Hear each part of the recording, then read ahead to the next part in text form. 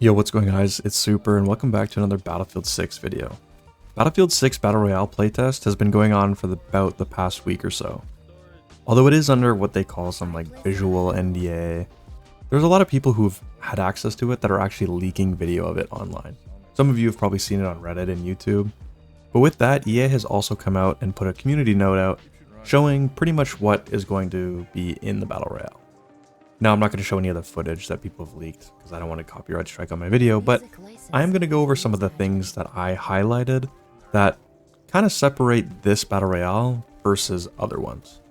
Whether you're a Battle Royale enjoyer, or you're a Battlefield purist who hates the idea of a Battle Royale being in Battlefield, or if you're a streamer who just can't shut up about Battle Royales. Battle Royale, Battle Royale, Battle Royales. Battle Royale, BR.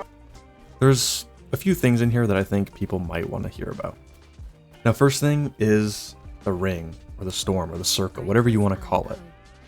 Now, personally for me, from what I understand, is the circle, for what I'm going to call it, in this Battle Royale is kind of different than what we've seen in other Battle Royales. It's not exactly a perfect circle. So as round by round goes on, as it gets smaller, there's also going to be different sections that are cut off. So it's not going to be perfect in its shape. There's going to be areas that are going to get fired off or stormed off, whatever the element it's going to be. And I think that sort of changes a little bit of how you're supposed to play. You know, not everyone's confined to this perfect round area. It's going to be different, and it's going to cause you to move around differently than you would, because you would be able to expect exactly where everything's going to end up.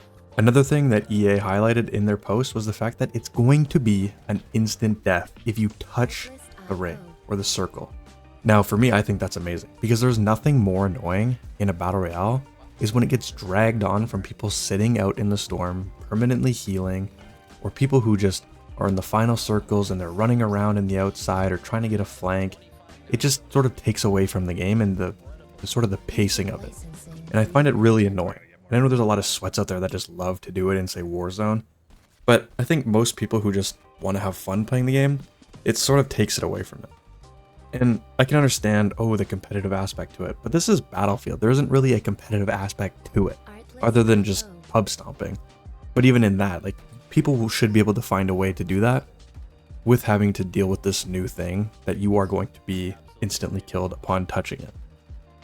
Now, secondly is the class system. Now, they're going to go and use the class system from multiplayer, which is the Assault, Support, Engineer, and Recon.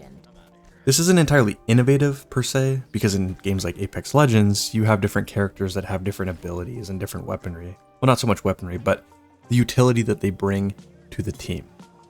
And Battlefield is trying their own direction with how the classes work for their games into the Battle Royale, which I think adds kind of a new taste to it, more than just saying you're an SMG player or you're someone who just likes to snipe.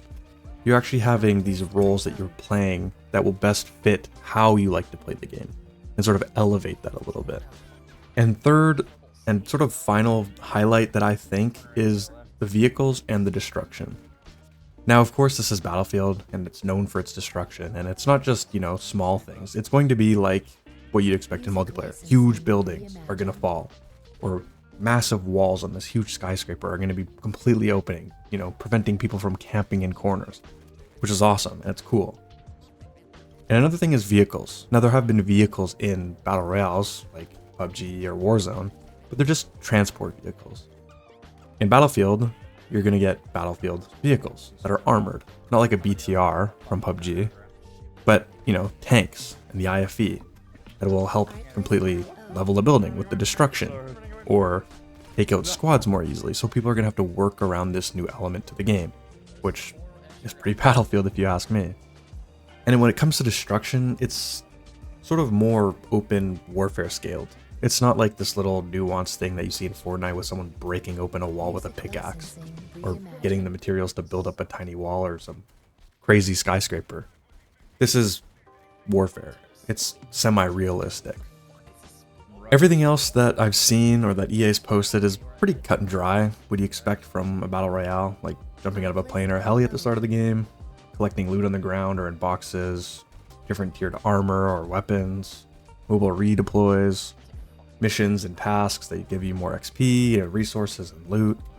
It's the usual stuff, nothing crazy. And at the end of the day, not to sound too bland or blunt, but it is a battle royale. As you can probably tell, I'm not someone who's super fond of the genre, although I have played many of them and have probably collective a few thousand hours in them. It sort of feels like the life cycle of these games die out pretty quickly. And the things that they're adding to it aren't really revolutionizing the genre, so I don't think it's going to last that long. Unless I'm wrong and people absolutely love it, we'll have to wait and see. But having to wait and see is we don't know actually when this is going to come out. But I'm pretty confident that it's not going to come out on the release of Battlefield 6. It'll likely come out after or during the time of the first DLC, which expectedly is probably going to be somewhere between 1, 2, or maybe even 3 months post-launch. And that's could be shorter if they end up doing seasons, but if it's like the cadence that they've done with other Battlefields, it'll probably be 3 to 4 months segments that they're going to do for DLCs, and this will probably be implemented in the first one. Let me know if you guys are going to try it out. I know some people are saying absolutely not, we don't need this in Battlefield. As someone who likes to try all aspects of the games that I'm currently playing, I'm probably going to give it a shot and maybe I'll like it. But let me know what you guys think. And with that being said, thanks for watching.